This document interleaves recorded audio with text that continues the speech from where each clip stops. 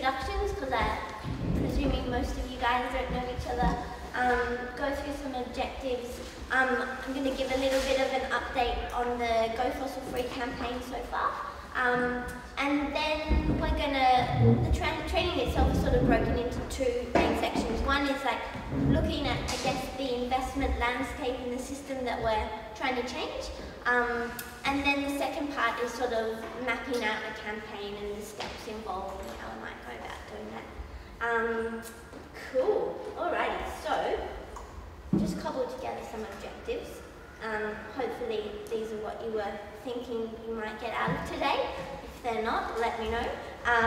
So we're going to go over the financial and moral cases for divestment, talk about the investment system, then go through the campaign, and then throughout I'm going to be mentioning quite a few resources and tools that we've put together. So where you feel that we might not go into so much depth about something, have no fear. There's a template or a guide or something that addresses it in a little bit more detail. And then also to connect with other people, like-minded people today. So does that sound cool? Good objectives-wise? Great, alright, but I really want to hear about why you guys are here. So, what I thought is if we can break up into pairs, so someone that you don't know, hopefully we don't know anyone here, so mix up. Take a few minutes to introduce yourselves, answer some of these questions, but listen really attentively because when we come back together I'm going to ask you to introduce your partner to the rest of the group. So you might have to get up, find someone and have a chat and then we'll come back together. I think that's what makes our movement so strong, so it's awesome. Alrighty, so before we crack into the details, I thought it would help if we actually just zoom out for a moment and look at what the problem, what the situation that we're trying to resolve as divestment campaigners is. So, oh sorry, no, I'm going to give a bit of a campaign update first. So, just a bit of progress on where we're up to. So the Go Fossil Free campaign kicked off in America last year. It's now spread to a number of different countries and Australia most recently. It was really successful in America, more than I think people had imagined, and particularly in campuses because they have sort of massive investments or endowments in American universities. So there are now 300 active campus campaigns in the US. They're working with major city governments. Seattle and San Francisco have committed to divest, a number of religious organizations and major foundations. So here are some of the commitments today. Of the 11 religious institutions, 2 are in Australia, so we can give ourselves a pat on the back for that. In Australia though, obviously the campaign just kicked off after Bill's tour, but already it's going strong. So we've got 12 active campaigns on university campuses. We're working, that should be 5, with 5 local governments now. So Melbourne City Council, Sydney, Fremantle, Hobart and the ACT government, and with 9 different religious organisations. And that's sort of on our institutional divestment things. The campaign's sort of broken into 2 main focuses, so grassroots campaigns partnering with institutions, and then individual divestment. So I've heard, it sounds like a lot of people today are really interested in that, so that's great. The training itself doesn't focus specifically on personal divestment, but we'll touch on it, and Karen, who's coming later, is going to talk more about that. But we'll talk a little bit about that. We're partnering with an organisation or a campaign called The Vital Few. Has anyone heard of The Vital Few? Yeah, cool. So basically, what this campaign is pushing for is for people to start having conversations with their superannuation funds, asking those funds to start telling them where they're investing their money, and pressuring them to start moving their money out of fossil fuels and high carbon sectors and into low carbon sectors.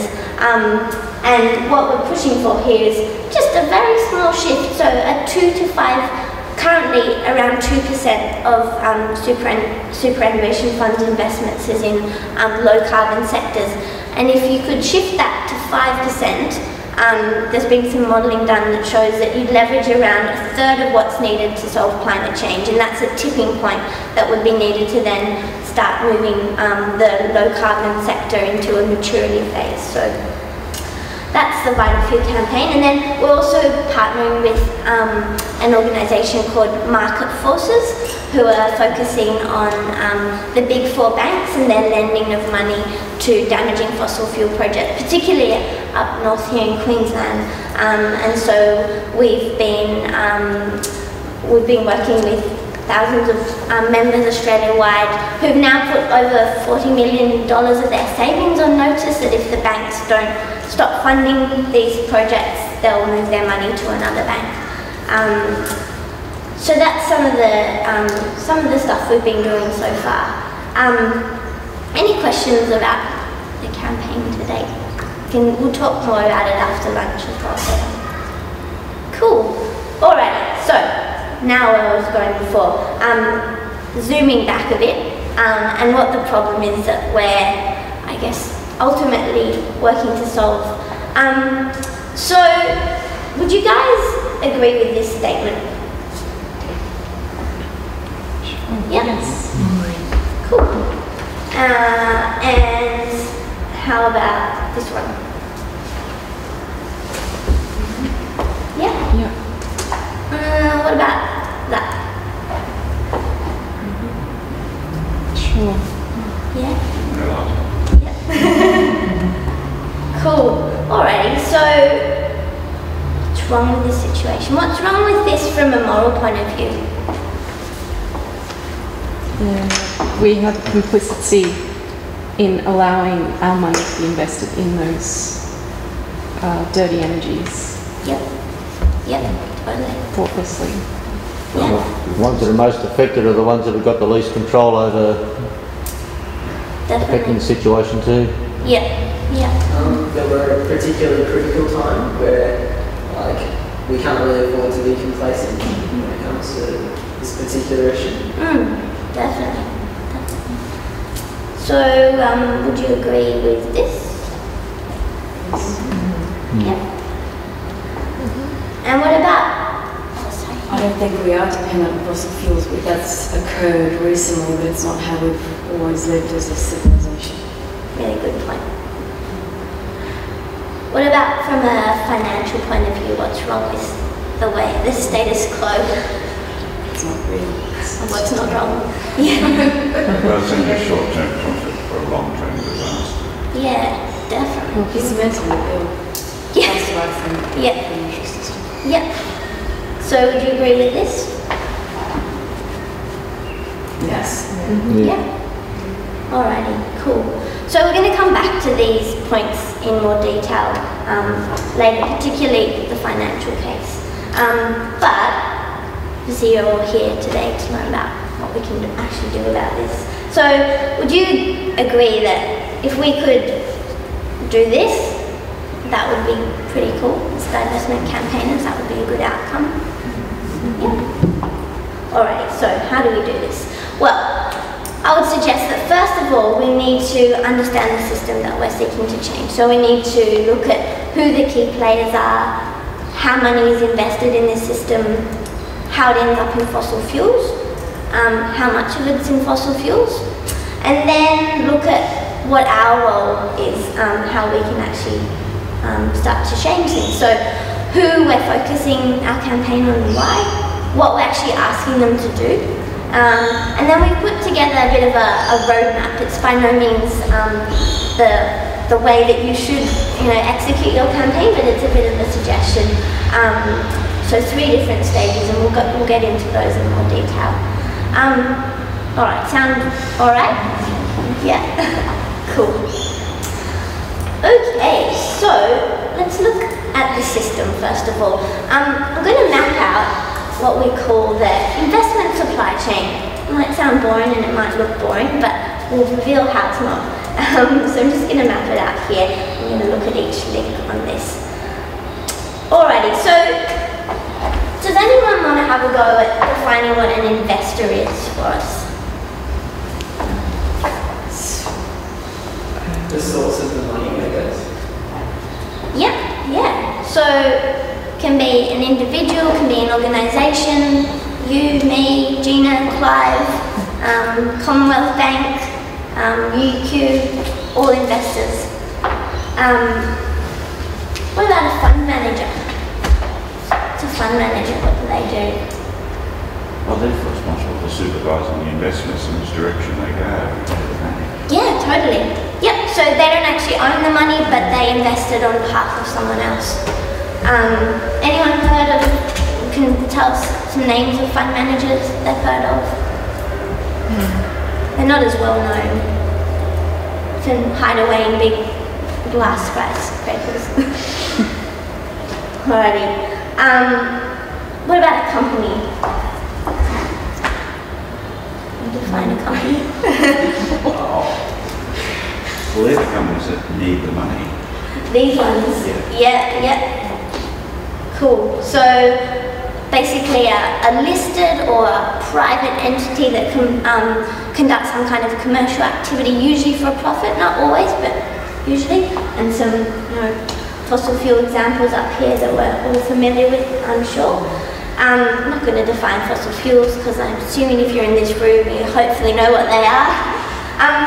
Alright, let's now look at some of these other more obscure players. What about the regulators? Has people heard of the Australian Security Investment Commission, Australian Prudential Regulation Authority? No? Okay. Does anyone know what any of these guys do? Want to have a stab? I know they used to send me a bill. A bill? This thing every year. Okay. Yep. Who heard of ASIC in the context of John O'Moylan? Oh yeah. Yeah, for the Whitehaven, whoever was going to prosecute him. Luckily he's got off on bail, so that's great. So. I was just going to say the regulators are the ones that are meant to make sure that everybody else complies with the law. Yeah, excellent. Yeah, cool. So ASIC basically makes sure the whole system is working transparently and fairly.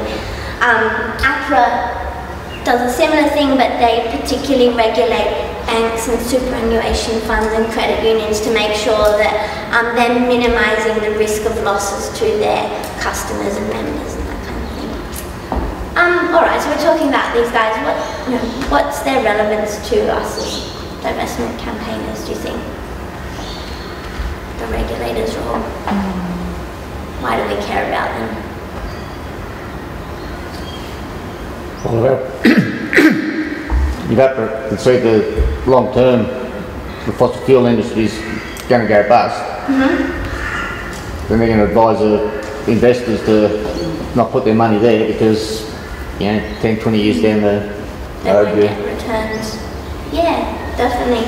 Yeah, so basically, it's their role to be ensuring that players and beneficiaries understand the risks and that the risks are being minimised. At the moment they're not doing such a great job of that, but that's what their job is.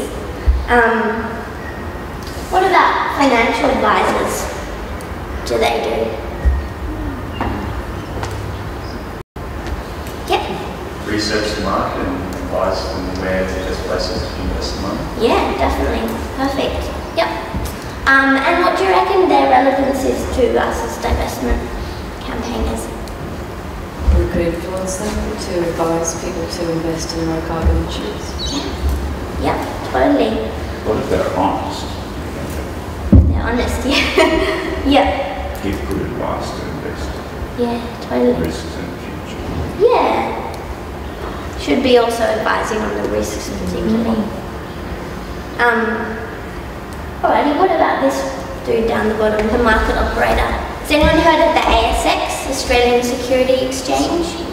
Yep. So basically it's where shares are bought and sold in publicly listed companies. What do you think their relevance might be to all of this? So do they have some responsibilities around the idea that a whole lot of the resource won't be able to be dug up, and so the value of the company is worth less? Yeah. Or is that jumping in? Kind of, yeah. their role is basically they list the companies. So if they feel that the company is too high risk, they actually have the power to not list them. They've never actually done that, but they have that in their capacity. So I guess that's why they're relevant to us. Alrighty, how does this feel? Does it kind of make sense as a system? Yeah. Alrighty. Oh, there we go. Sorry. So obviously there's a fair few things wrong with that we've identified. But there's one thing in particular that we're going to focus on. So, and it's to do with this link here, fund managers. The problem with fund managers is that investors put their money in their, they invest it on our behalf. And they go off and they bundle all these investments together and they invest them in all different types of sectors, but they seldom tell the investors where that money is invested. So they're investing in stuff like this, but it's all parceled up, and so you don't actually know where it's invested. So if we can actually start to get fund managers disclosing where they're investing our money, then we can start to build more momentum for change and start moving it into cleaner sectors. They're the real kind of problem in this whole situation, because they're a bit like an invisibility cloak. They're funding the industry, but nobody really knows that. So, does that make sense? Yeah? And just to pull back again, like, it's not as if the fund managers are separate from us. We're all connected to them. If you have a superannuation account, if you have a bank account, if you studied at a uni, if you have a workplace, all of these institutions use fund managers to invest their money. So in that way, we're all indirectly connected back down to these not so lovely things. Okay, how does that feel? Make sense? Any questions? Alrighty, so we've looked at the system bit, then let's look at how money is actually invested in this system.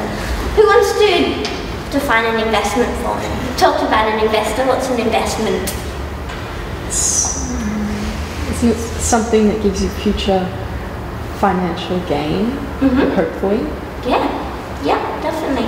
So it's like putting money into something else to make more money from it, yeah? So where you or me or an organisation put our money into what are called asset classes. So has anyone heard of an asset class normally? It's basically another word for an investment type, so fancy word. Property shares. Yeah, definitely. So there's lots of different asset classes. You don't need to know them all to be an effective divestment advocate or campaigner, but there are a few key ones that it does help to understand. So we're just going to go over them now. First one is cash. Pretty self-explanatory. Alright, so we have it in a bank, it's good for emergencies, it's easily accessible, cold hard cash. Bonds. Does anyone know what a bond is? The government borrowing money? Yeah, so it's often issued by governments or companies. So it's basically, it's a loan, it has a set interest rate on it, and it's loaned over a set period of time. Yeah. They're related to future income. Yes. It's not what you currently have, but what you will get. Yeah, good point. Excellent. What about property? Physical stuff, buildings, equipment, land, shares. Who knows what a share is? A part of a company? Yeah. So it's an ownership unit in a public company. So like a company that's listed on the ASX if you're in Australia. Anyone heard about private equity? Oh, on shares. So shares can be referred to as stocks, securities, equities, there's other terms for it, but in Australia we generally refer to them as shares. About private equity, does anyone know what that is? Heard about it? ownership in a private company? Oh, fantastic. Yeah, perfect. And what about venture capital? Anyone heard of that? Venture capital. That's when you put up the money to seed a new company. Yep, so it's the same as private equity, but it's in a very new startup company that's quite high risk. And then we've got managed funds. So they're basically a mixture of all of those guys. The benefit of a managed fund, so that's going back to the fund managers, they choose various assets and put them together. And, the benefit of that is that there's a larger amount of money overall, so you can get a higher return when you bundle it all up. Now, as divestment advocates and campaigners, we're mainly interested in the managed funds and the shares, because they're the vehicles through which fossil fuel companies are mainly invested in. But it's really useful to understand these different assets, because when we're looking at an investor or an institution, we want to know overall how much they're investing and how it's broken down, so that, for example, if they've got a whole heap of shares in fossil fuel companies, but they've also got a whole lot of green bonds, it's useful to have that information, because we want to know what proportion of the overall amount of money invested is in these high carbon sort of destructive sectors.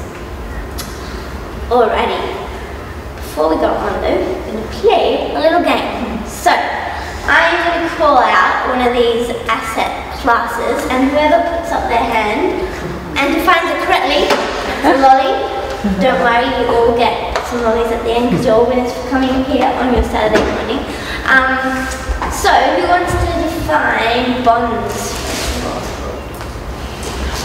Oh, the hand should be shooting up, guys. Yeah. Loans for a set interest rate for a certain amount of time. Fantastic. Do you want to hand them back? What about private equity? Ownership in private companies. Yep, perfection. Cash. Everyone's hand should be shooting up.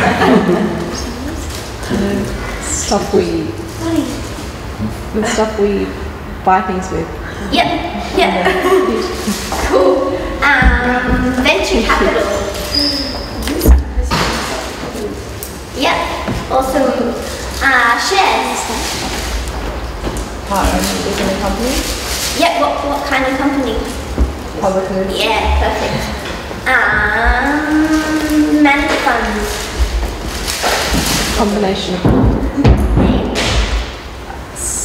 of someone external to you. Yep. Combining some of those things for you. Excellent. And private equity. Oh, ownership in a private company. Cool. How does that feel? Does it kind of make sense? Asset class sound a little less enclosed? Yeah. Okay, great.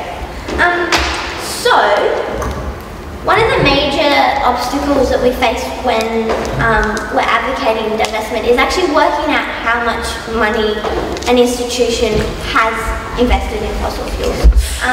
But before we get into that sort of detail, it helps to know from a broad perspective how much money globally is actually invested in fossil fuels. So, but first of all, who wants to have a guess at how much money in the whole world is invested, full stop? Not just in fossil fuels, but like in everything. 200 trillion. Ooh, bit lower. That was nice and high. Hey? 56 trillion. Bit higher. 100 trillion. Hey? 100 trillion. Lower? 80. Lower? 70. Lower? Higher? Higher? 65. Tiny bit lower. 63. Yeah, $64 trillion in investment capital. This is a fair bit of money. Alrighty, and if we look at who's investing the majority of it, so we've got super funds. Most of it's tied up, or almost half of it's tied up in super funds. So this is all money that we've earned and has been put away and invested on our behalf. It's not like it belongs to some, rich barren lease or something. This is our money. Then insurance companies and governments. That's how we break it down. Now, looking at this, you're probably wondering why the hell is the Go Fossil Free campaign focusing on councils and churches and unis? And that's a good question. We're going to come back to that in a moment. But before we do, does anyone want to have a guess at how much of that $64 trillion is in fossil fuels? 20%. Higher, unfortunately. 70%? Lower. 30%. Higher. 40. A little bit higher. Hey? Almost. So, 55% of that 64 trillion is in high carbon assets. So that's not just fossil fuels, that's things like steel production and other industries. And of that 55%, 28 trillion, so about 44% is in fossil fuels. So that's not great, hey? Alrighty. But what we want to do is look at how we actually change this. So, how do we get involved? Now, how do we change this into this? Because I like the look of that pie graph a lot more. Can you define neutral in this context? Is it? Yeah, so it's basically non-energy sectors that have, they'll still have the slight carbon footprint, but not a significant one. Alrighty, so we're going to look at where our entry points into this system are, what we're actually going to ask our targets or institutions to do, and then the roadmap for actually doing that. So we've mapped out a bit of an elephant in the room here. How do we break it down? How do we eat it in small bits? Which is, I realise, a really bad metaphor. We're probably all vegetarian in this room, and it's not a particularly nice suggestion, but we're not going to actually eat the elephant. Alrighty, so going back to this, why are we focusing a campaign on universities and churches and councils? Does anyone want to suggest why we might start with them? Focus area for a lot of people. Yep. People in groups. They also are seen to have more of a mindfulness about them if they're a university or a church, and so they're not necessarily as opposed to other sort of institutions. Their main goal isn't to maximise profits for external shareholders, and so they're kind of a good place to start, really. Yeah.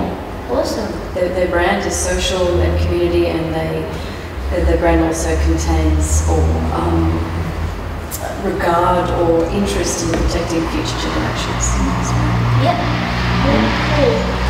Alright, so they're pretty accessible compared to some of the big, massive super funds and banks. They're highly visible, so they've got large numbers of stakeholders whose opinions they shape and who shape their opinions. And yeah, as we're saying, the size of their investments isn't so complicated and so massive that we actually can't start to shift them in a fairly straightforward way. So all of this makes for wins, and we like wins because they give us runs on the board, they help build our movement and build momentum. The other thing about them is that, so this is Melbourne City Council councillors. These guys are probably a bit easier to get a meeting with than this dude. Yeah? Alrighty. So if we can start to build wins with these institutions, get some runs on the board, what it does is it also really starts to sow seeds of doubt about the business model of this industry. And in so doing, we can then start to pull the rug out from underneath it. Isn't that cool that there's a game called It's so cool, I want to find it on eBay. Alrighty, but I mean, that's not to say that we're not going to focus on the big pots of money as well. As we talked about the Vital Few campaign and the Banks campaign before, those are really effective ways to chip away at the big pots of money.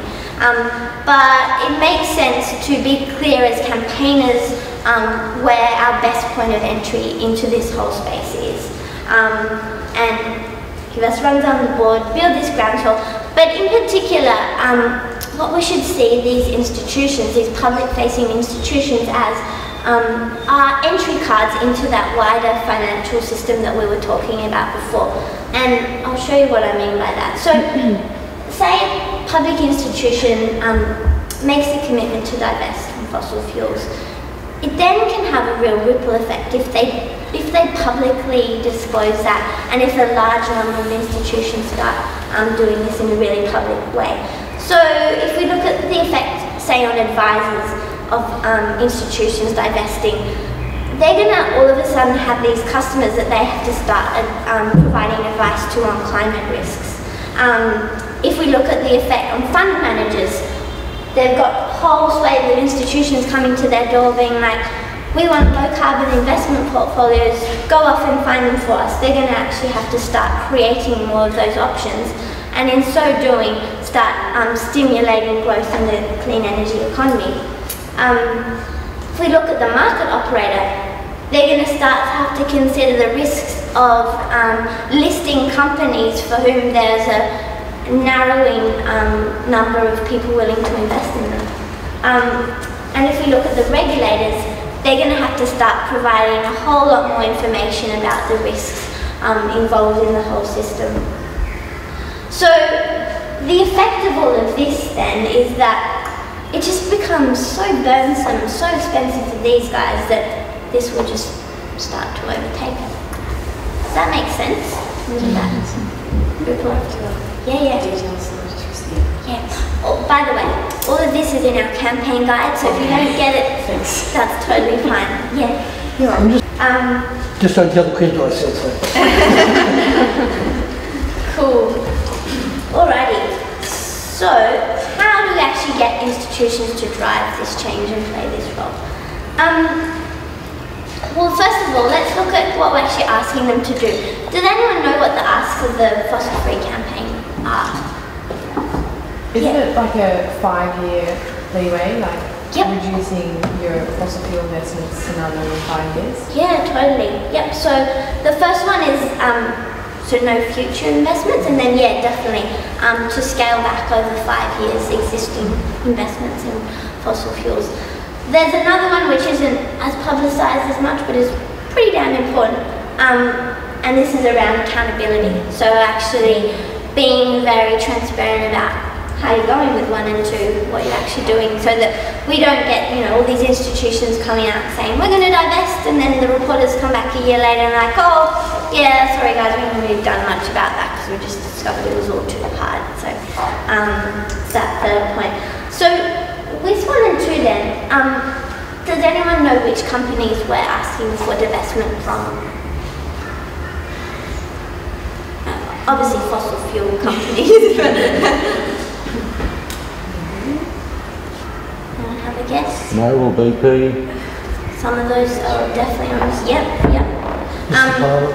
Hey? Mr. Palmer. Mr. Palmer. Captain Titanic, I call him. Yeah. So, some smart people in London went away and they looked at how much carbon we can afford to burn and who owns it. And they put together a list of the 200 largest oil, coal and gas companies who own the sort of largest proportion of that, and they wrote up a list, which is referred to as the carbon tracker list. We can provide that to you guys. If we burn all of the fossil fuels that they currently own, it would guarantee that we exceed the 2-degree target that governments worldwide have agreed to limit warming to. Incidentally, these companies also have amassed around $1 trillion worth of profit since 2001. They're some of the largest contributors to politicians globally. They also fund climate deniers, and they receive billions of dollars in government handouts. So a nice bunch all around. Now, some people ask, but what if, we're investing in companies that aren't on this list? So what we've gone away and said is, well, consider actually putting a broader criteria to your fund manager and saying, companies who have a major stake in fossil fuels or whose main activity is some element of fossil fuel activity. And the reason why it's good to consider broadening your definition is that particularly in Australia there might be companies that institutions are investing in that aren't on the carbon tracker list but are still causing utter devastation to local communities. So that's a really good way that we can sort of show solidarity to those communities. Obviously we need to prioritise those top 200 because they're the big baddies, but you can also consider expanding it. And you don't then have to go through and list every single company that might meet this criteria. That's actually the job of the fund manager. You put that definition to them and they go away and look at the portfolio and find which companies actually meet that criteria. How does that sound? Any questions so far on any of that? We can access the list. Yeah. So I should have said, so at the beginning when I mentioned the toolkit and resources, so we've got this online repository of stuff and the list is in there. And we'll send that around to you guys after today. So just back on that third ask about regular reporting. So we've talked about its accountability mechanism to avoid institutions making hollow commitments. In terms of what that actually looks like though, what we've done for universities is we've put together a survey which the university fills out, and it actually rates their management of climate risks in the way that they invest their money. So they fill out the survey and they get a rating and then they get ranked on an index which will be online.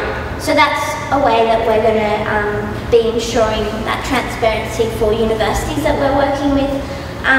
For other institutions, what we've been doing is basically working with them to develop some kind of reporting framework. So they report on their progress in their annual reports and more frequently as well, ideally. And don't worry if this sounds a little bit vague at the moment, we can help you because there are institutions doing that at the moment. So we've got precedents and case studies for how that actually works. Alright, so how do we actually get this happening? Now, we've put together this roadmap, so broken down the campaign into 3 key stages.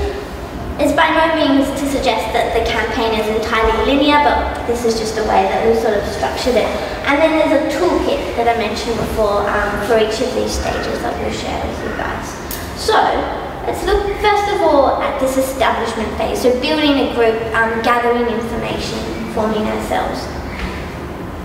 Now who is already involved in a fossil-free campaign?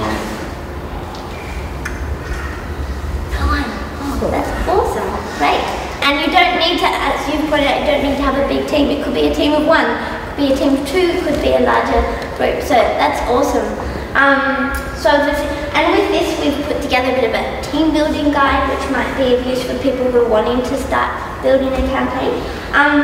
Now, the second bit is actually starting to inform ourselves about. So, for example, we've chosen an institution that we want to commit to divest. How do we actually go about finding information about them? So, we mapped out a few stages. So, first of all, knowing the financial and moral cases of divestment, because those are the cases that we're going to have to put to them to convince them of why this is a good thing.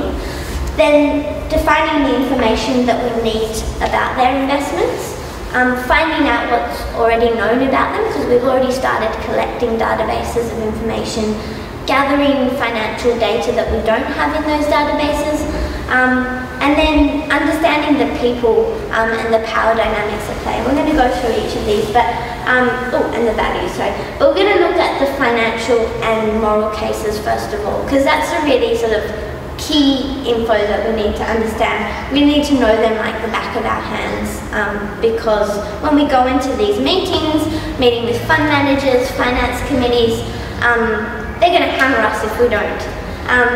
So let's start with the moral case, because the moral case is pretty straightforward. I think if you're in this room, you get it, most people get it.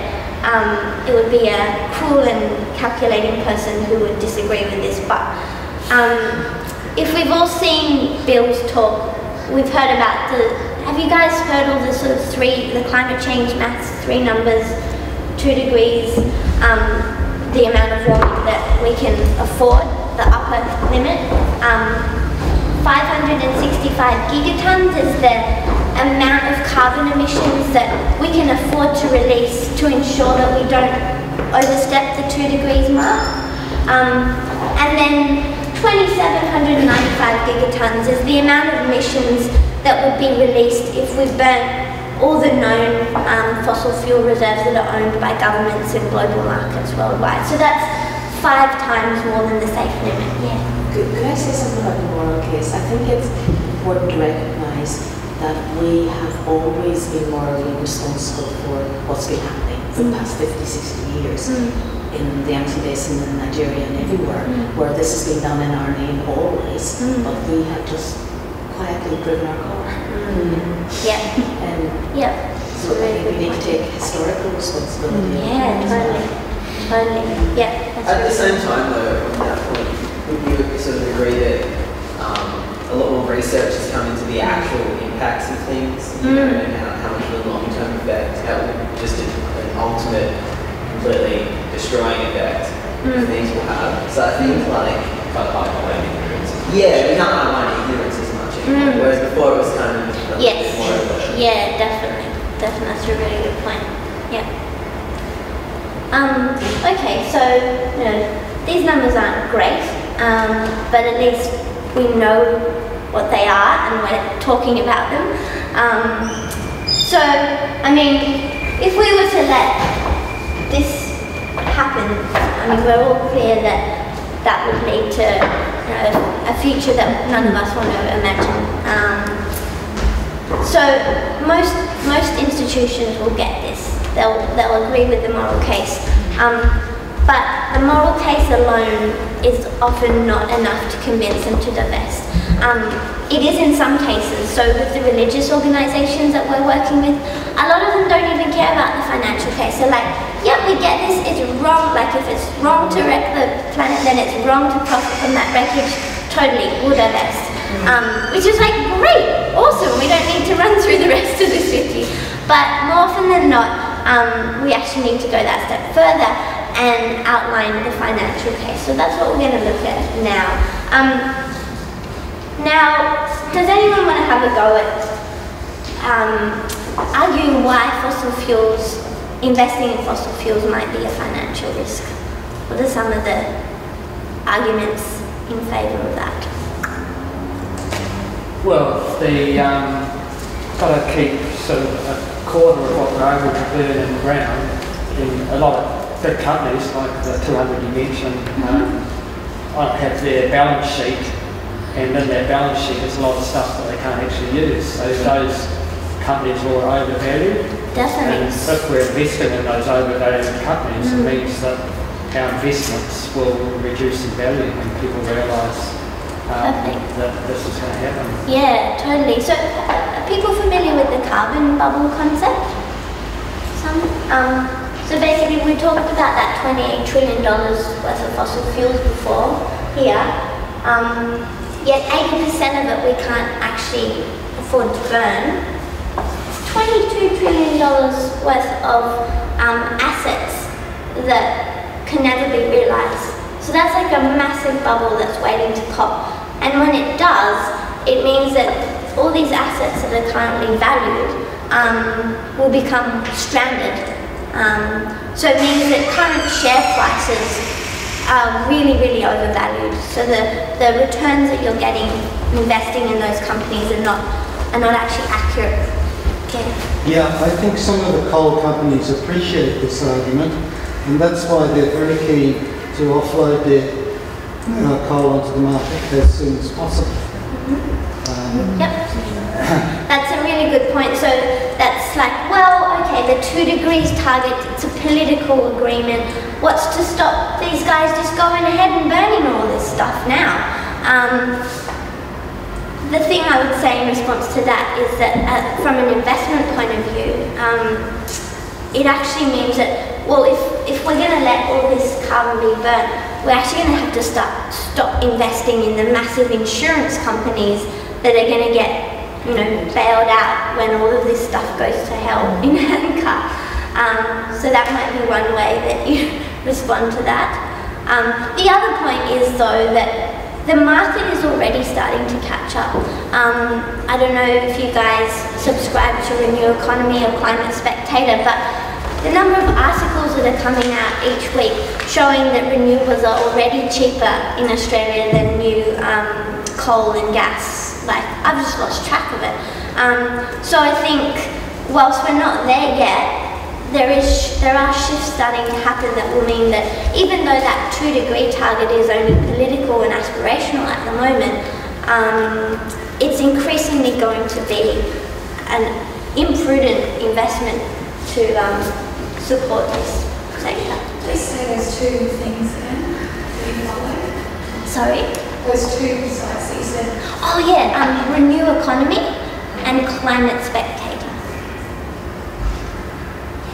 You had your... Oh, I was going to say, like for governments, it's not wise to invest in fossil fuels because they're going to also have to pay for all the costs of it, which will be more than the money that they can invest in fossil fuels. Yeah, definitely. That's a really good point.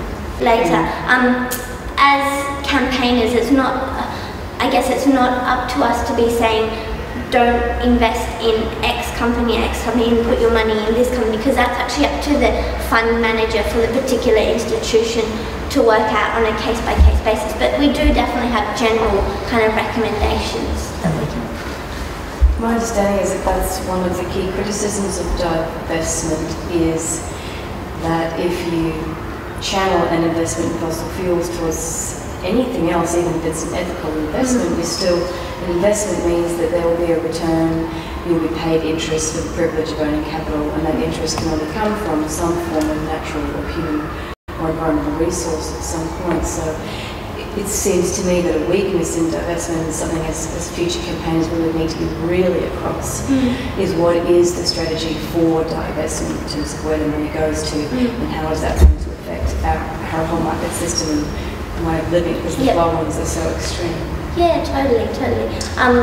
And again, we'll come to this a bit later, but no, we're not saying that all of the divested money should be put all into clean energy, for which the returns may not be as high as some other sectors at the moment. But going back to what we were talking before about, if we even increased investment in the low carbon sector from 2% to 5%, sounds really small, but it's enough to actually catapult that sector into a phase at which it then starts to overtake this industry and fossil fuels is no longer competitive.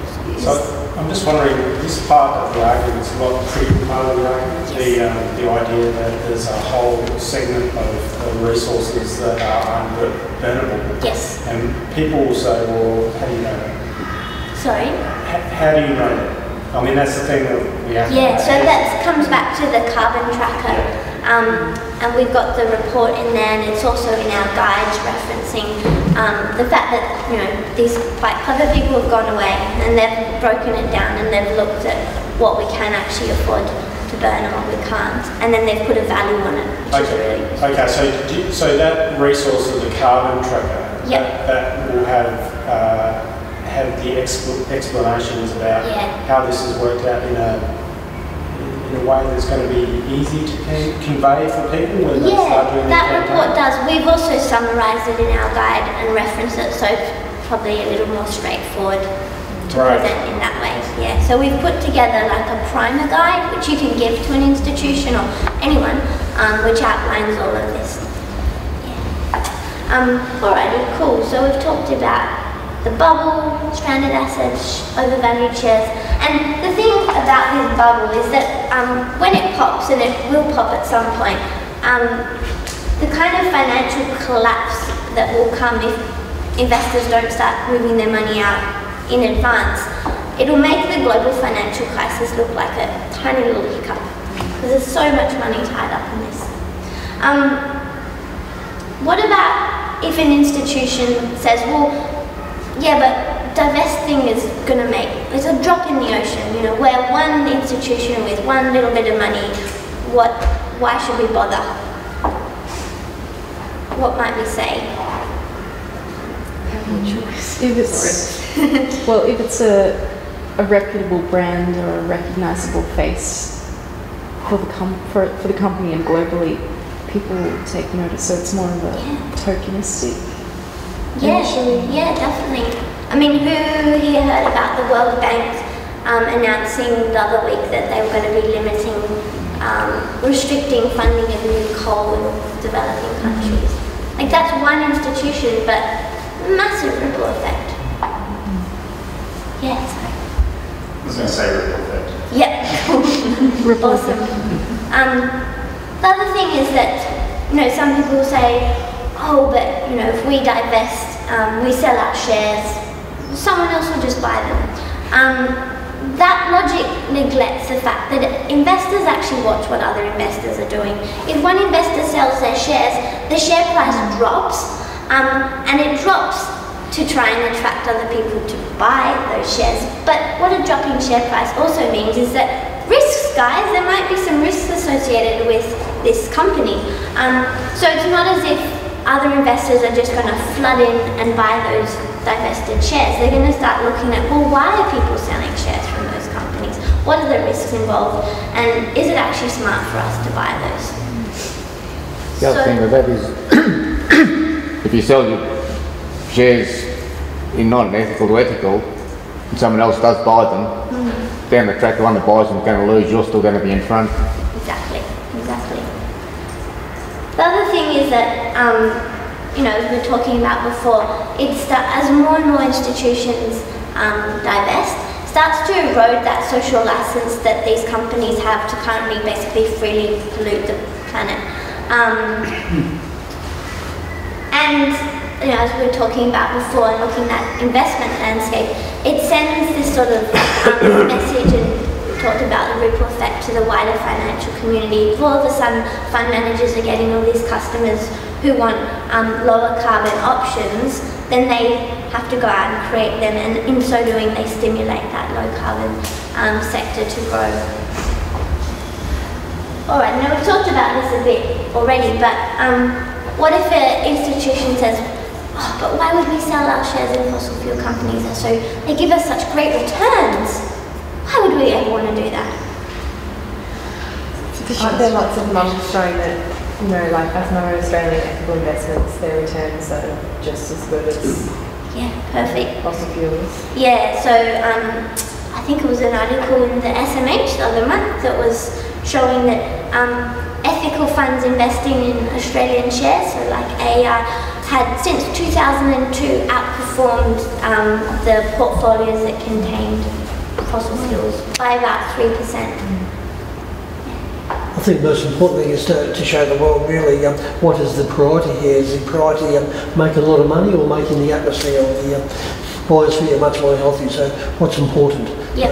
The environment or the monetary system? Definitely. Any other counter arguments to this one? This might come later, but you know how I still can't combat the argument of jobs. You know, they never talk about their own multi-million profits. They said you're just destroying jobs out of the Australians, and I can't support what I'm saying. We have a half page in our FAQ guide on jobs. Basically, it's very well documented that the clean energy sector is more labour intensive than the fossil fuel sector. Increasingly, fossil fuel industries are highly mechanised. Lots of big mines are now operated by computers. There aren't actually people down there anymore. The trucks. Remote. Yep, definitely. So the jobs argument is a bit of a furphy one. It's a bit like when motor cars started coming, people saying, oh, you know, saddle makers are going to be out of job, and you know, all these people.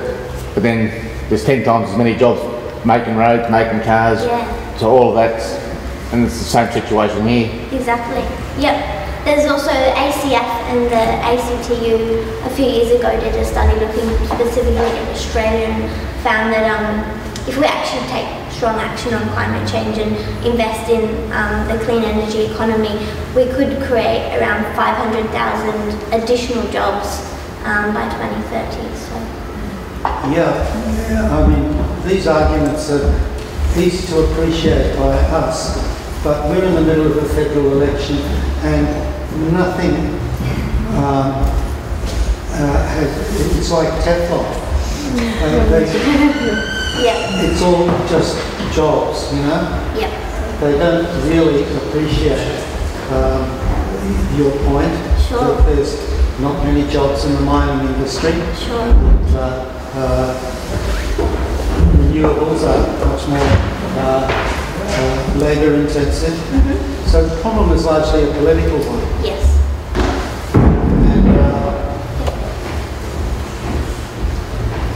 And this leads me to the other consideration that companies like BHP, the big ones that call the shots as far as carbon investment is concerned, to a large extent have access to their own funds. The other major source of funding for them are these huge banks. Now, we can't really get to those banks. I mean, I don't think that the general manager of the Commonwealth Bank or these banking boards are going to take all that much notice. Or I would actually, I would beg to differ on that. So with market forces and banks campaign, which I mentioned before, so they're receiving thousands of letters from us, and Combank itself has a policy that if they receive contact on a single issue more than twice from an individual member, they actually have to have a staff member call that person. So they're getting actually quite pissed off because they're getting all these requests made of them, and their staff are now spending days of their time calling back these members to talk to them. So I don't think that we can't have no effect on these guys. Like we met with someone senior at Combank the other month, and they said like these arguments are starting to hit home.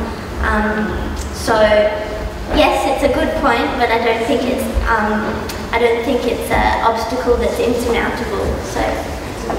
Just had, I guess, a direct response in terms of things around the election and jobs and that kind of stuff. We're actually seeing Kevin Rudd starting to talk about diversifying our portfolio, our Australian economic portfolio, moving away from the resources sector. So already the government's starting to talk in some pretty gutsy tones to the resource sector, which I think is really interesting, which ties me, and there's a jobs argument there, the diverse economy will create more jobs, and Rudd seems to be hitting that, which is, I guess, reassuring. Another thing which I wanted to touch on with this one, which sort of ties into what I just said, is that fossil fuels, you could argue, are profitable, but also they're far more risky than another economic portfolio.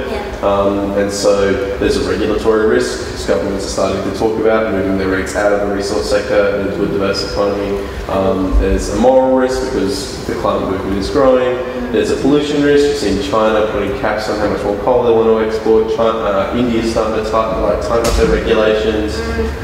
The reef movement is growing, so you could argue that there's a risk with coal exports. And also, natural gas reserves in Australia are starting to run out, which means you're either going to change over to coal seam gas, again, more regulatory risks, more moral risks, or importing gas, and the imported gas market is a nightmare, basically. So you could argue that whilst they may be profitable at the moment, there's huge risks attached that just don't exist in a clean or diverse economic portfolio. That's a really good point. Yeah, and I mean the resources sector, the Australia Institute did some analysis and found that whilst Australia we think of as defined by our mineral wealth, but in fact about 1.9% of jobs are in the mining sector. It's a very noisy 1.9%. And in fact that sector's having a damaging impact on other employment sectors. So as the mining boom has caused the Australian dollar to inflate, that's hurting other aspects of the economy like hospitality and tourism and so forth. So, another key thing to point out is that every week there's a new conservative body coming out highlighting the risks of investing in fossil fuels. The International Energy Agency, the IMF, HSBC, Citibank, Lord Nicholas Stern, it just goes on and on and on. Simply just pointing people to them is a pretty compelling argument. as Isaac pointed out, fossil fuels are by definition volatile. We only have to see the fact that you know, the Exxon Valdez or BP oil spills had on share prices, the effect that political tensions have on oil prices. We've talked about the fact that the share prices are already declining, particularly for coal.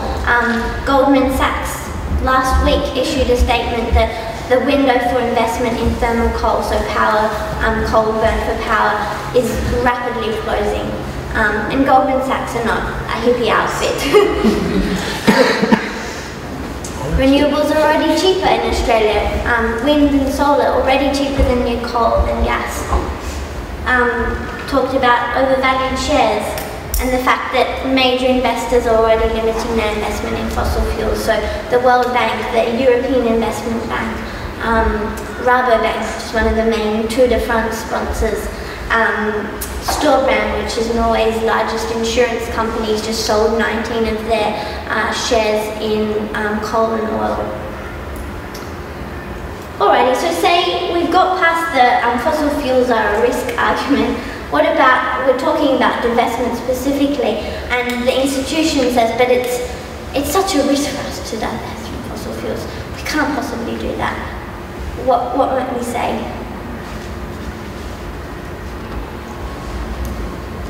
Obviously what we've just talked about provides some ammo. Yep.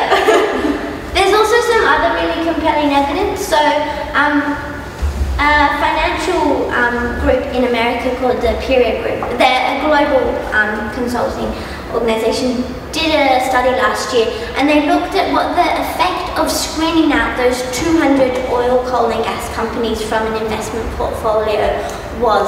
And they found that the risk to a portfolio, so the risk that returns might not be as high, was 0.01%. In statistical terms, so the author of this report, in statistical terms said that that's just background noise, that's negligible risk.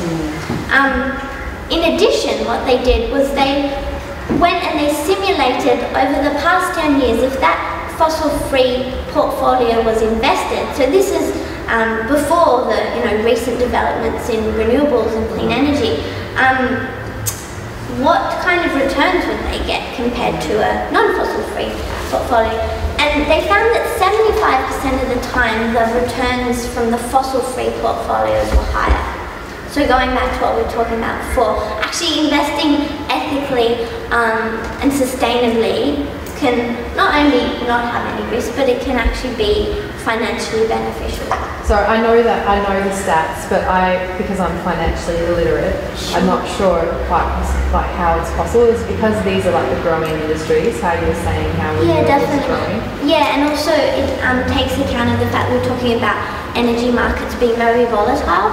Whilst you might have a boom for a while and really high returns, you might have a real plateau or drop, and it sort of counteracts. So people love it when they're getting the high returns, and they can often forget what the effects are when you have those drops and dips. Another study from and just to point out, so Aperio, again, they're not like hippie greenies. The head of Aperio Group used to be the chief financial officer of Morningstar, which is basically the sort of world's leading finance analyst on it provides information about industry return. It's an online source of information. So these are conservative financial people. Similarly, a global consultancy called Mercer, they did a big survey in 2011 and looked at how fund managers and investors were taking account of climate change risks. And surprise, surprise, they found that they weren't. And so they set 7 recommendations for how investors could start managing the impacts of climate change on their returns, and one of which was actually divesting from fossil fuels. So we have these guys to point to when we're talking about the benefits. What if the institution says, oh, but we can't actually go and ask our fund manager to do that? Like, it's not possible. We can't ask them to move our money out of fossil fuels. And it's just what we say. Ask them why they think that, so that you can Yep. have a response. Yep, totally. But you can say it's already being done. Yeah, definitely, exactly. The other thing is that often people misunderstand this campaign that we're actually asking them to take all their money out of fossil fuels tomorrow. Well, we're not. We've given them a nice 5-year time frame to do it in. The reason it's 5 years is to take account of the fact that if they have money invested in managed funds, they might be tied up in what are called commingled funds, so money with other investors, and you need to wait for a certain amount of time for the returns to come in before you can then pull it out. Or for example, bonds, you know, if the bond is set for a set period of time, if you take that money out before that time has lapsed, there'll be a loss. So the 5 years takes account of those different structures. The other thing is that, yeah, it's the fund manager's job. If you, or the institution as a customer, asks that fund manager to go away and work it out, well then that's their job to do that. They're being paid rather a lot of money to do that, and they're capable of doing it. Yeah, as I said, it's already happening. There are already fossil-free portfolios in existence. A few here in Australia, but increasingly more. Here's a few examples of some global low-carbon investment portfolios, a few more. So it's starting to happen.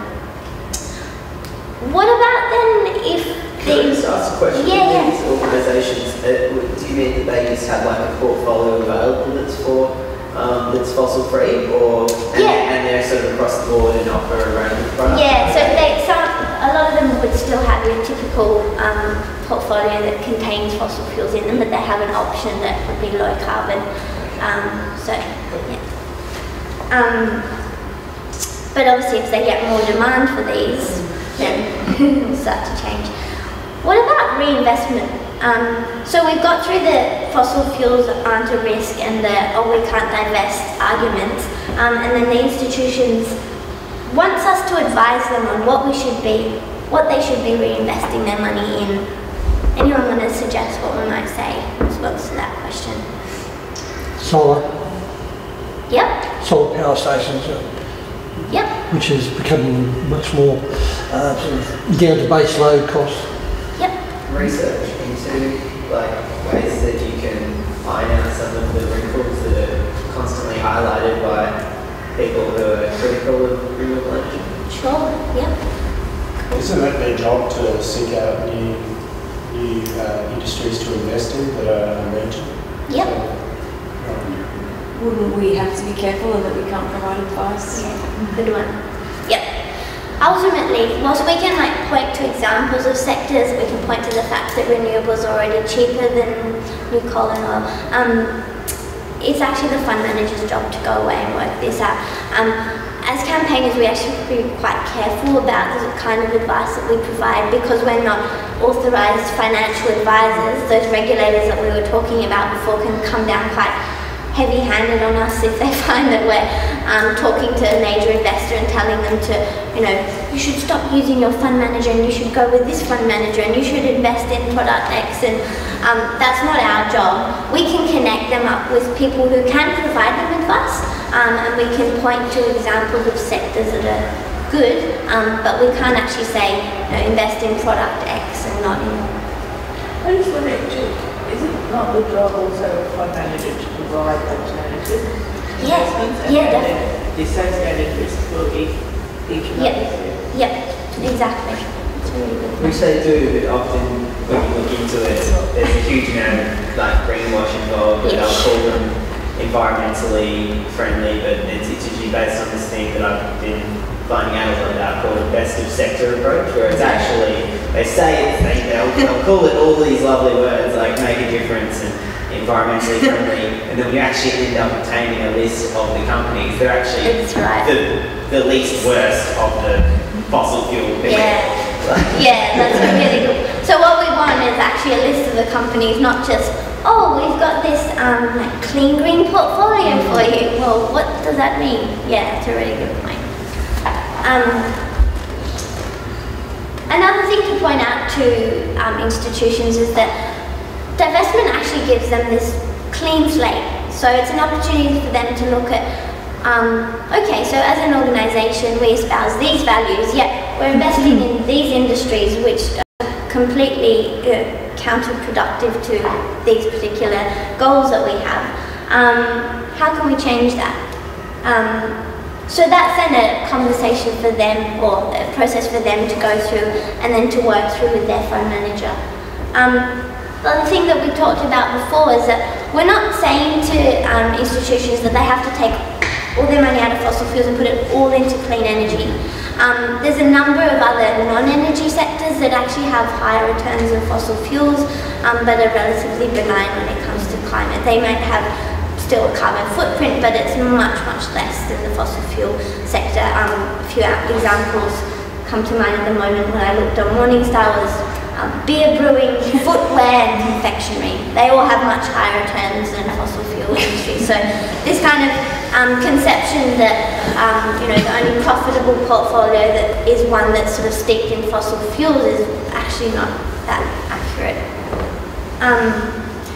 You mentioned the tipping point, the 5 we can shift to 2% of super funds to 5%. Was that globally or just in Australia? That's globally. And that would make up for, would you say, a third of the cost of remedy income? Yeah. Where are the statistics or resources? So again, this is in our primer guide, but the International Energy Agency's carbon curve, so they basically went away and put together a bill for fixing climate change, and it came out at around $9 trillion. And so that 2 to 5% shift would be a third of that $3 trillion, and that's 30% of what's 33% of what's needed. Generally, that's accepted as what will push a sector into the maturity phase. Yeah, no worries. So we just covered that one. And we can also point people to the fact that, you know, there's studies showing that sustainable investment can generate a higher return. So these are some of the general points that we can point people to. Okay, so those are a lot. Everyone got their hit of caffeine and sugar? Yeah? Cool. So this second part will probably run for about 45 minutes or so, and then Karen will chat to us about personal divestment stuff. So, campaign nuts and bolts a bit now. Looking at, alrighty, so we've gone through the financial moral cases, some of the broad brushstroke stuff. Looking now at what kind of information do we actually need to know to be able to start a campaign. So, here are some of the key things that we're looking for. We want to know how much money the institution is investing in direct shares and also in managed funds. We want to know what the names of the fund managers are, the type of managed funds that they are providing. So different fund managers have different portfolio options. We want to know the names of the portfolios that they're investing in.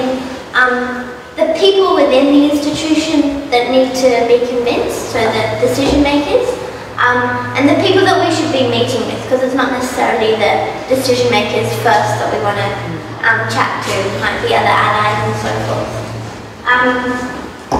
So before we get into this though, as I mentioned before, the campaign itself has already started to collect a fair bit of information.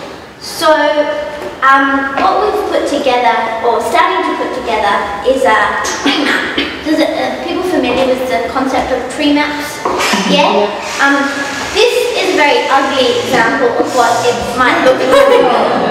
It looks much sexier than this at the moment, but I don't have the version that our volunteer is working on to show. So this is, say, for the superannuation sector, graphically shows like the larger the square, the more money invested, and then the colour is an indication of the carbon exposure of that fund's investment. So, for example, right there you can't quite see, but that's local government super has really good ethical investment practices, and then the dark. Not one in Queensland. Not the one. Some of them do. This is a hypothetical. And then the dark red is for like higher carbon sort of exposure. What's the grey now? It's actually dark green, it's not showing up too well. So dark green is kind of like starting to get better towards low carbon, but, and then red is like not as high carbon but still high carbon, and then grey is we don't know yet. Yeah. So this is the disclosure problem. The superannuation sector has been referred to as one of the most secretive industries on the planet because they just do not tell where they're investing in them. Hence the Vital Few campaign and what we're doing. So that's an example of the tree map. We will have one of these ultimately for all of the different investor categories. So there'll be one for universities, one for councils, one for religious organisations. Ultimately could map all the money on it with one of these. So that's a cool tool. The other thing that we have are growing databases of information. So for universities in particular, we have the most information on universities because we have the most campaigns running in that space at the moment. So we've now put together a database of the 36 public universities in Australia and their asset class breakdowns, the name of their fund managers, the name of their chief financial officers.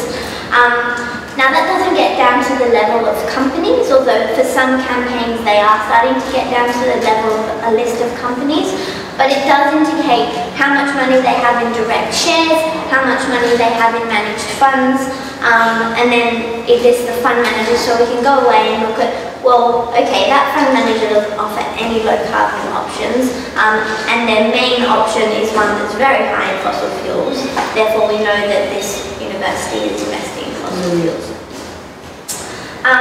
Also, we have lots of volunteers, a growing network nationally who we can put you in touch with to ask about various aspects of things. If you guys are working on a uni campaign, there might be someone who's also working on a uni campaign has information that would be useful to you. So that's what's already known. Obviously that's not going to answer all of the questions that you didn't have about your institution investments. So there are going to be gaps that we need to fill. Now, the first approach that we're recommending is that you actually make direct contact with the financial staff of the institution you're working with. They're generally friendly, willing to help out.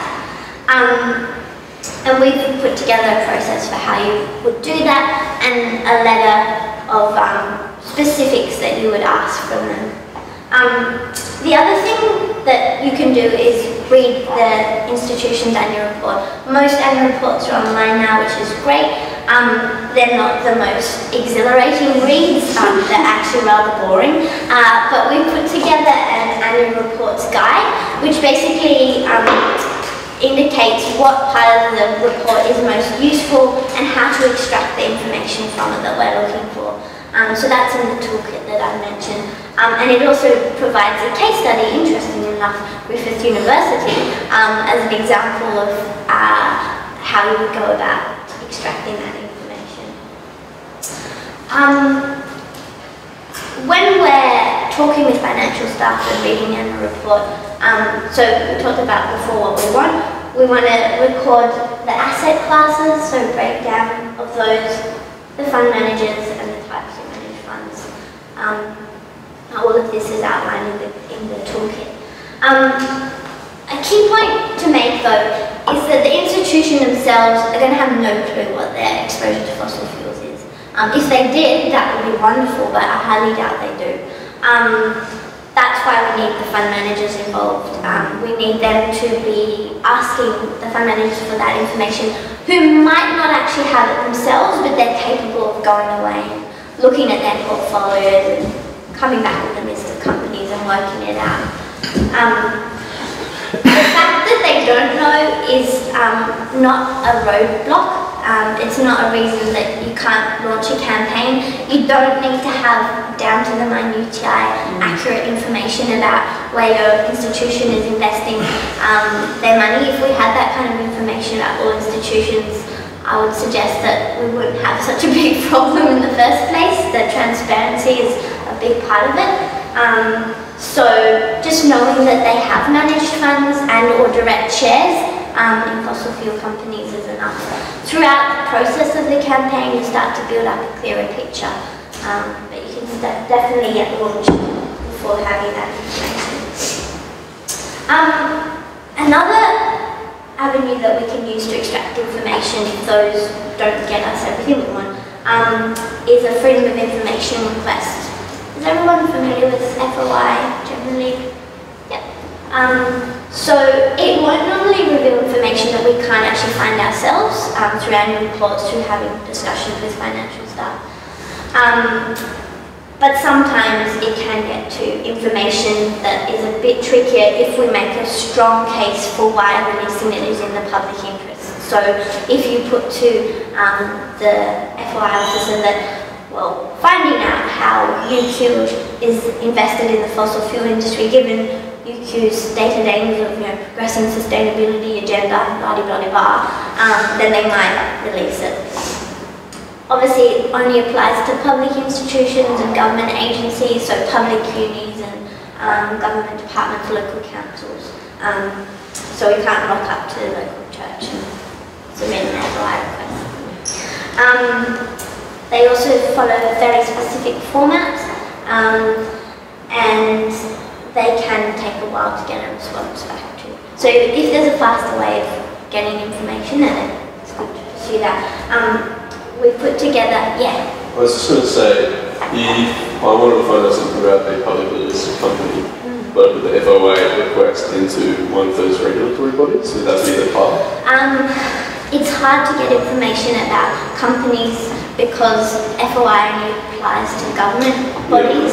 So, yeah, you wouldn't probably use an FOI request for that because they're a commercial. And the other thing about FOI is that sometimes there are exemptions for certain agencies around commercial activities. So sometimes, so if you put to, say, Brisbane City Council or want to know, breakdown of what we've been talking about, they might come back and say, well, that's commercial in confidence, we're not going to release that. But again, if you can make that public interest case. The other thing is that an FOI is a really useful tool for building exposure and public awareness of the campaign. So even if it doesn't yield the information that you're looking for, it can still be a really useful tool. The Future Fund, a few years ago, 2011, the Climate Institute submitted a FOI request to the Future Fund. So this is like public servant retirement savings, and asked for all documents relating to climate change risk and the Future Fund, and it came back with 0 documents. The people that are managing the retirement savings of federal public servants were not taking climate change into account when they were investing their money.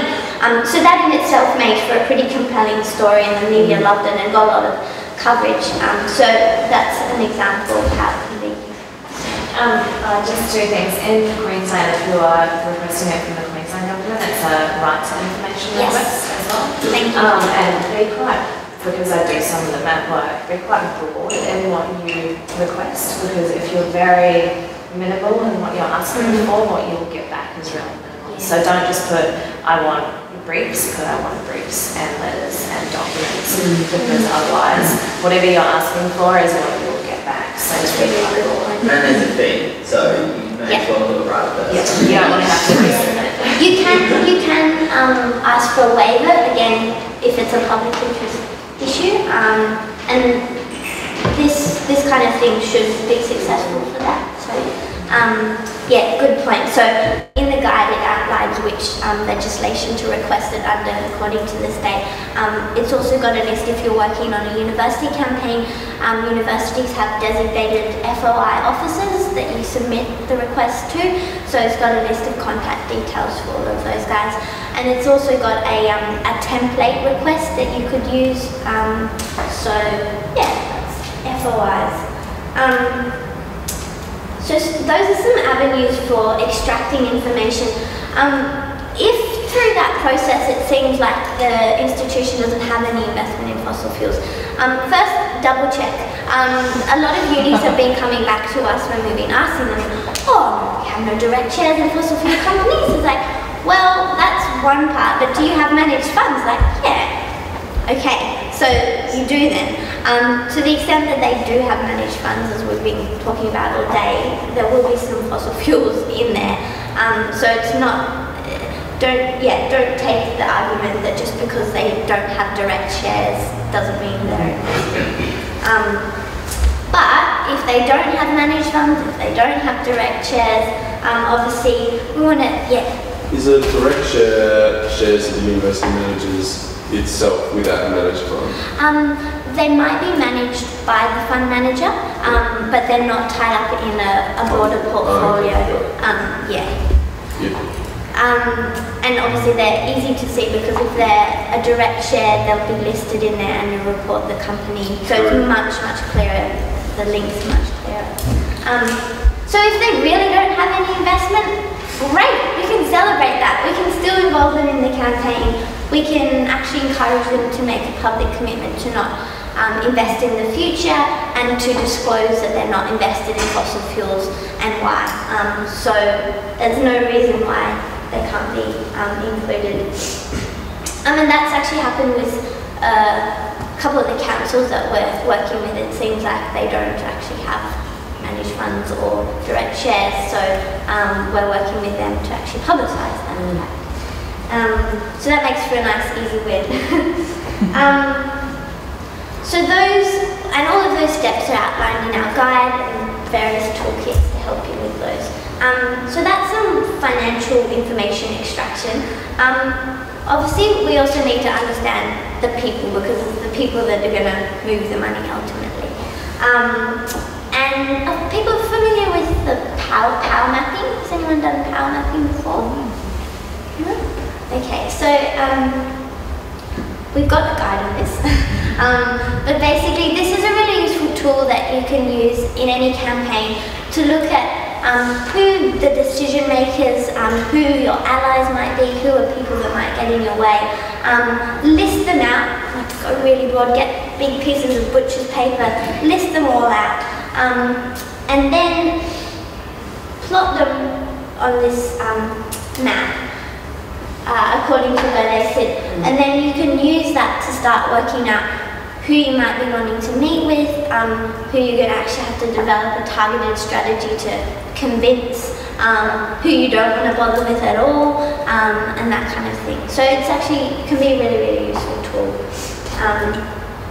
And there's a template for that in the guide. Another key thing is to look at the values that the institution espouses. So for example, our ANU campaign, ANU loves to promote itself as, this clean, green, sustainability leader. Yet they have significant investments in fossil fuel companies, particularly in coal seam gas companies. The reason that the ANU campaign started was because a campaigner up here in Queensland called one of our campaigners down in Canberra and said, we've just found out that ANU is a major shareholder in Madagascar. Can you do something about this? And off the back of that, the campaign started. So kind of trying to show how the institution's values don't mesh with the way they're investing their money can be a really useful tool. Looking at if they have existing sustainability commitments or frameworks or responsible investment commitments. A lot of institutions do. There's a lot of institutions that are signatory to the United Nations Principles on Responsible Investment. Whilst these are aspirational, they're still something that we can hold them to because as part of those principles are environment and sustainability. Looking at the way that the institution likes to portray itself in the media, so finding juicy quotes and putting them back to the institution, like you said, you want to take decisive action on climate. How's investing in the industry, which is destroying the climate, meeting that, those kind of things. and also looking at their executives and doing some background research. We have no excuse not to know about people now with LinkedIn and Facebook. Number of meetings I've gone to in the last year where you start introducing yourself and the other person says, oh, I already know about you, I've looked you up online. So that's great, you know, we live in this online information age where we can get a lot of detailed info about folks. Alrighty, so we've put together a toolkit for that phase of the establishment phase with all of that clobber in it, and we'll send that around to you guys. Alrighty, so what about engaging our institution? How do we get them taking us seriously? Obviously the financial moral case is a key part of it, which we've been over. But so our objectives in this phase basically are to build some kind of connection with the institution, introduce ourselves, explain what we're actually wanting them to do, particularly the benefits to them, start to show them how it's actually achievable and possible, start to build some kind of willingness to engage or commit, and then show them that we're here to stay, organise some kind of follow-up. A key thing about this is with a lot of campaigns, traditional sort of environment campaigns, where it's about sort of us and them, it's quite different with the divestment campaigning, because what we're wanting to do is really build the institution into a capacity that they're going to take leadership. If we don't engage them from early on, the chance of the campaign sort of succeeding is very minimal. So whilst we've been doing all this information gathering and informing ourselves, as soon as we can, really emphasise that you actually meet with the institution and give them the opportunity to respond and start being involved. If they can champion and lead this, great, it's going to make it so much easier for us as campaigners. Obviously, that may not be all the case all the time. There might be institutions that are pretty, don't like this as an idea, but where we can, then yeah. I was going to say, I think this is particularly relevant here in Queensland, because that seems like that's been a real issue, especially for a lot of university campaigns, like last year or two, where the campaigns have really been ramping up. They've backed decision makers into a corner where they look bad. Yeah. Then they've met with them and the decision makers said, look, I don't want to do what you guys have asked me to do because you've made me look really bad before even building a relationship and trust with me. Totally. And so they keep on getting stonewalled after stonewalled after stonewalled. And that's actually been a real damaging campaign to run. Yeah, that's so important. Just on the point, show them how it's achievable, is that... We'll get to that. Okay, cool. Yeah. Yeah, cool. Alrighty, so say we're meeting with them for the first time. Well, first of all, we're requesting a meeting. We have a template letter for that might be useful. Then obviously we're going to want to explain why we're here, what this whole thing is all about. And we can use the moral and financial cases to do that. We've put together a primer outlining those, but obviously the conversations we've had today will be really useful. We've also got a presentation which outlines basically what we were talking about today. And then we're going to introduce our asks. We've put together a divestment resolution which outlines the specific asks. And again, it's covered in the primer. And then, most importantly, we want to show them how this is actually achievable. So a key thing that we've found is people want to know who's already doing this and how they can talk to them. We've been engaging with a number of councils, and the first question has always been, which other councils and local governments are doing this, and can we talk to them? So it's been great because we've got folks at Seattle and San Francisco who we can put in touch with, Melbourne and Sydney, and that's been really cool. Similarly, if there are, experts or opinion leaders who are advocating this, putting them in touch with those folks so that it's not just this group of campaigners coming to you telling you that this is a good thing to do. Also explaining how them taking action can drive that wider change that we were talking about, so they don't feel like, oh, we're just going to sell our shares and then some some investor in China is going to buy them and there's going to be no net benefit. So going back to that investment landscape we were talking about, what we've done is put together some letters that they can send those decision makers and key players, which outlines their concerns, the fact that they're wanting to pursue divestment, but that it's challenging at the moment because they don't have support from these sectors, and encouraging these guys to start leading and providing more solutions. So we've got template letters for those. Also explaining that accountability ask. So with universities, talking them through the survey that I was mentioning, the survey again is in the toolkit, and explaining why it might be beneficial for them to fill it out. So for example, if you fill out this survey, it shows how you're managing climate change risk, and then you go up on this index, and then all of a sudden, you get all this positive publicity because you're being really forward-thinking in the way that you're managing your investments. For other institutions, we can offer advice with how we've been working with councils and religious organisations about how they go about doing that, a process for reporting in their annual reports, and that kind of thing. And obviously offering them support. As I mentioned before, follow-up is really key. In your initial engagement, there's going to be a lot of information that's being digested. They're going to need to go away, they're going to need to talk to other people, their fund managers, their finance committees. So offering to meet with them again, specifically with fund managers and the finance folk, and setting a date on that. What we don't want to happen is that they've taken in all this information, they scuttle away into the back room and they never know it again and they never want to talk to you again. So setting dates and deadlines.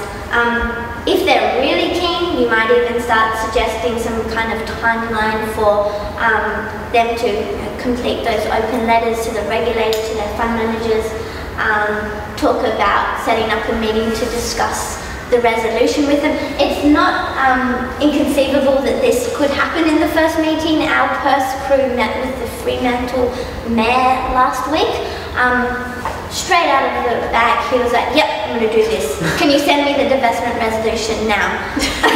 So it can happen. So I just have to talk to my councillors, but I'll reassure him we want to do this. So, and he's happy for everyone to know that. So. Not everyone will be as easy as that. With universities, talking to them about a time frame for completing the survey, with other institutions, talking to them about some kind of reporting framework and a discussion to discuss that. Throughout the engagement that we've had so far, we've put together a bit of a list of things that have been useful. So sending some kind of idea of what you're actually going to talk about, so it's not out of the blue and you're putting people on the spot. We've got a suggested agenda that you can use. Preparing really specific supporting documentation. So we've got reports and primers and guides and stuff, but doing a little bit more background research to your particular institution and getting some reports and so forth that would be relevant to them. Dressing up, making an impression so that we're not coming across as sort of greeny hippies who think that divestment is the greatest thing since sliced bread, but we actually have this weight of evidence and we're professional about it and we're organised. Through the power mapping process, identifying who internal allies are and inviting them to come along to the meeting, so that, for example, if you get put in a hard place and there's sticky questions coming up, there's someone else who you can turn to. Assigning specific roles for everyone in your meeting party, so it's not like there's one person who's doing all the talking and then there's 20 people standing there staring at the decision makers, making them feel intimidated. What we want to do is come across as really informed, really professional, like we know what we're talking about. So, if there's people in your campaign who are maybe not so up to speed with that sort of negotiating side of things, maybe suggest that they work on other aspects as opposed to coming to the meeting. What we want people coming to the meeting to be really, really super confident. Another thing we found is that bringing along only a fewer number of people than the number of people you're meeting with, so that again they don't feel really intimidated. Rehearsing, as we've done today, trying to anticipate some of the questions and concerns that will be raised, and developing responses to those. Respecting the concerns that they raise, but not compromising. So, say that, oh, it's really, really hard for us to move our money and we just don't know where it's invested. And you go, oh, that's okay, we'll give you 25 years to divest. We want to, hold fast to our asks, but be responsive to what they're saying and address their concerns. If you can't do it in the meeting, say, I'll take that on board and go and do some work and provide you with some advice later. And as Isaac was saying, engaging and not being oppositional, not being like, well, this has to happen, so you go and work out how to do it. How can we help you? What support can we offer you? How can we connect you with people that can provide further advice? Also, giving them a bit of an ego boost. Where they're doing good things, acknowledging that, praising that. And as Taya and Isaac did really well in their conversation, remembering that whilst this does come down to how well you can convince them of the financial case, they are people at the end of the day. They will go home, and what you say to them will resonate to some degree. So if you can show them why this counts from a moral point of view or a personal point of view, that's really important. And then just on a sort of housekeeping point, this will be the first of hopefully many engagements, so keeping really clear documentation of it, and inviting specific feedback from them. If we're going to proceed, we need to know what their concerns are, and we need to be able to address those concerns. So as I said, whether that's in the meeting or going away and doing a bit more homework and providing them as a follow-up. Okay, so say your institution, they're a bit hesitant, I don't know about this divestment thing, sounds a bit dodgy. What we can do, well, obviously evaluate that initial engagement. Look at, did we do anything to alienate them? Did we not respond to the concerns that they raised? Providing really specific feedback. So we put together a letter, a financial concerns letter, which responds to the most common concerns that have been raised in our discussion so far.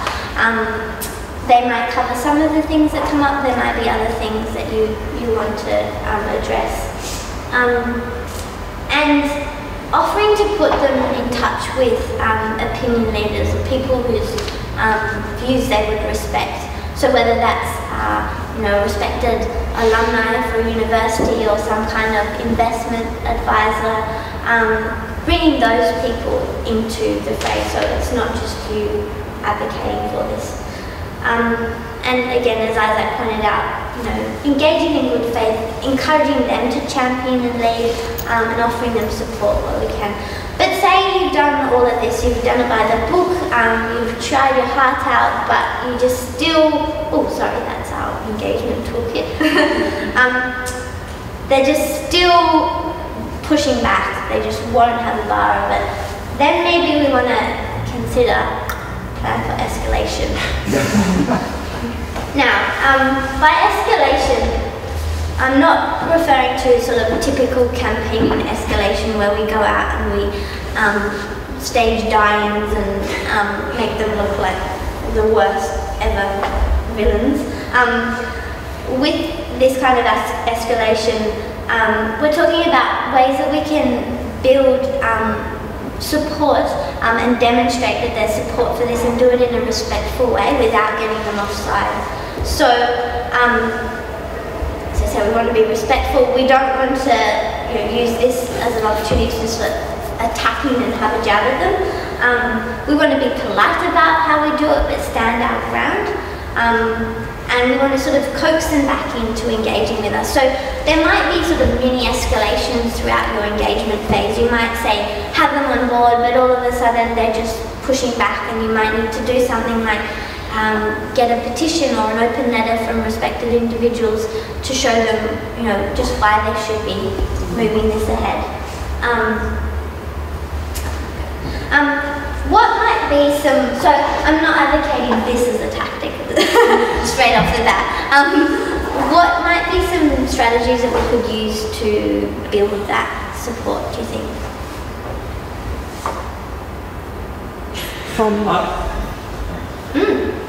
Something's been occurring is like if you could get a group of shareholders together, if you can, or a member of the congregation, or somebody who's got the direct influence with their own cash into the system. Definitely. Yep. As an ally, you mean? Yeah. Yeah, totally.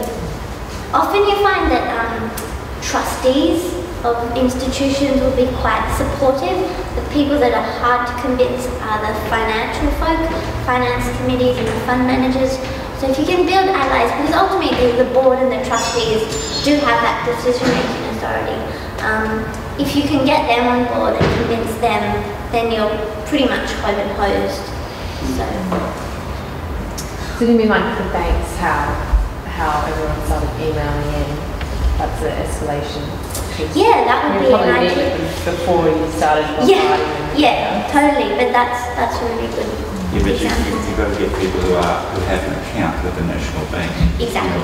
Yeah. So I hold an account.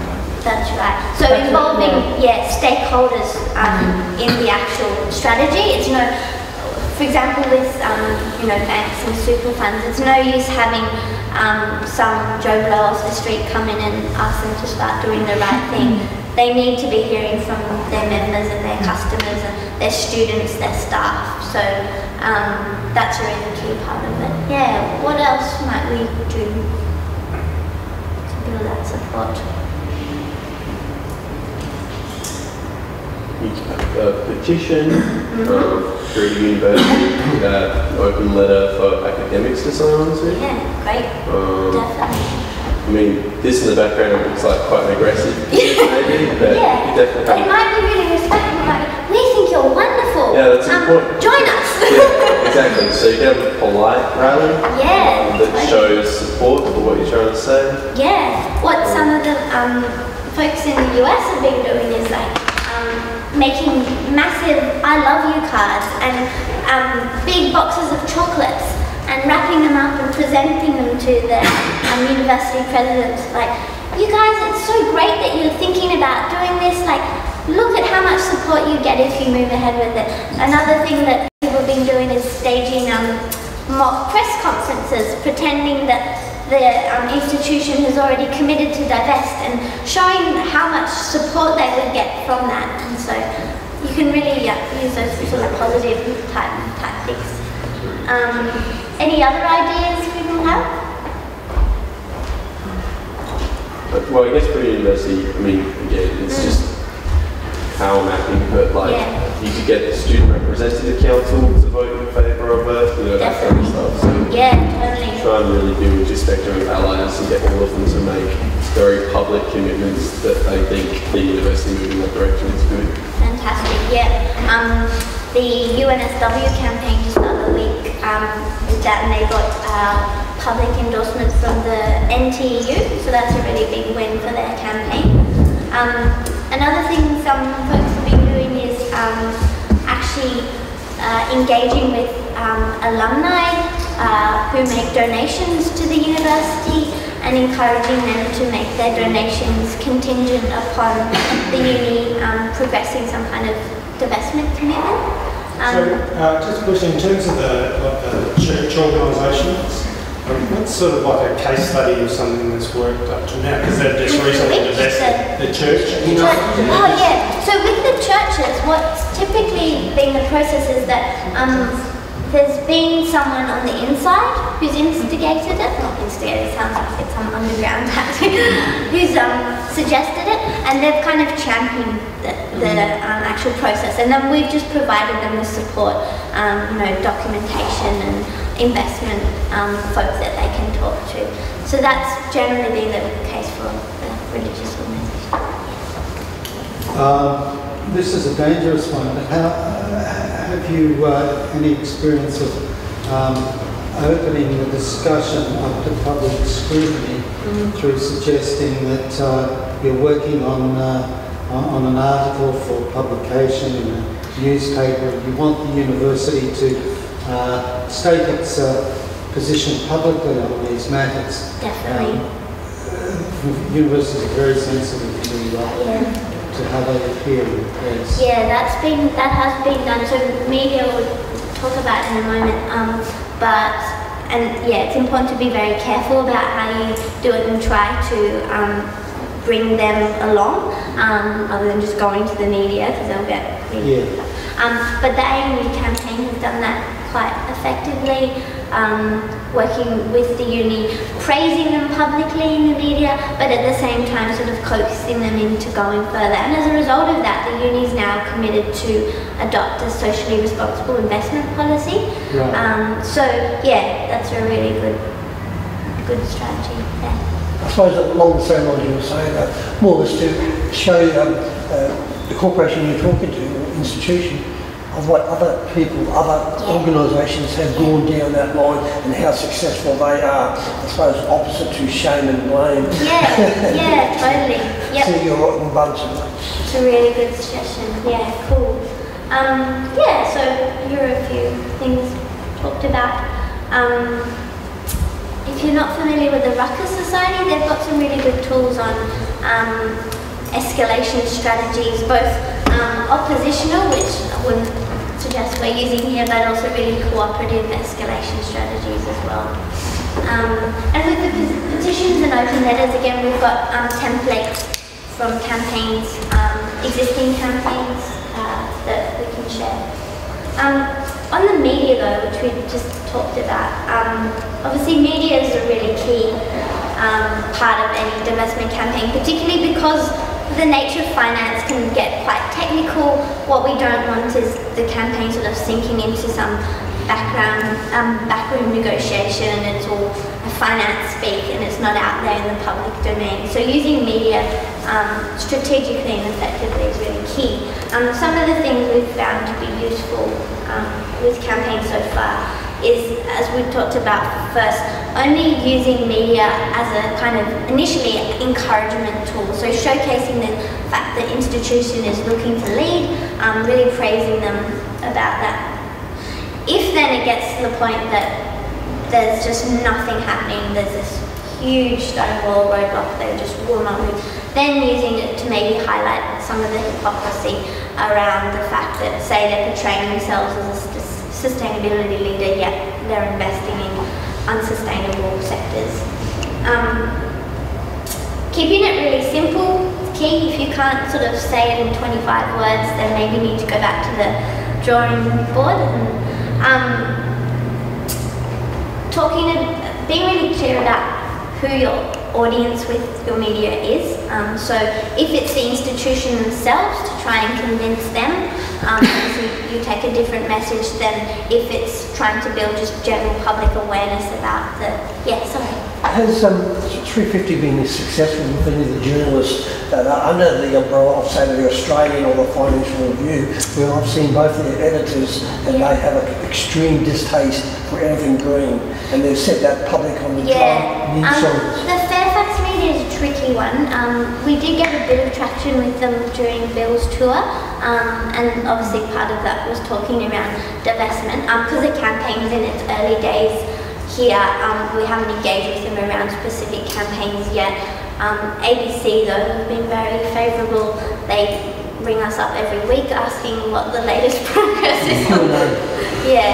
But some of the more conservative media outlets, obviously, they'll take a bit of massaging. When they retire.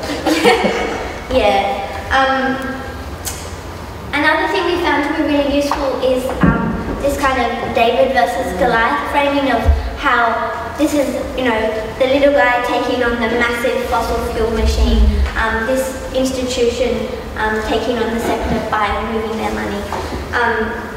Superlatives, so showing how your campaign is the first or the largest or something. Journos always love that. Strange bedfellows, so uniting people who wouldn't normally come out around a common cause. So, for example, who was shocked when they heard the other day that Malcolm Fraser was endorsing the Greens campaign. So bringing people together who might not have normally spoken out on this thing and showing how there's that broad public support for your issue. Linking it back to issues of currency and locality. So again, you know, when we start to talk about investments, it can seem a bit abstracted from climate, but say if you're working with a council that's been affected by climate change, link those direct impacts back to, okay, so Council X has just had to pay out huge amounts of money due to climate change impacts, yet you're investing in the sector that's driving those impacts. So making those linkages really, really clear and drawing back to local issues. Also, with issues of currency, again with councils, a lot of councils got really hit hard by the global financial crisis. If you can link it back to specific investment concerns that the institution has. One of the key problems with climate change is that it's largely invisible to a lot of people. So thinking about how we make our campaigns really graphically appealing is really key. So thinking about the image for your campaign. And then choosing the right person to be actually conveying that message. So if it's a university that you're working with, is the message right to be coming from a student, from alumni, from staff, or from someone else whose opinion they would really respect? So we've put together a media guide based on our learning so far, and also a guide for writing opinion pieces, because obviously that's a really useful tool as well. Sorry, there's so many toolkits and resources, you're probably getting sick of me referring to this damn toolkit, but it is there and hopefully it's useful. There we go. Yet again. Sorry guys. It's getting to sound like a templated campaign, isn't it? We just want to provide you with as much support as we can. Fantastic. Alrighty, so wrapping up. And I see Karen is here, sorry we're running a bit late.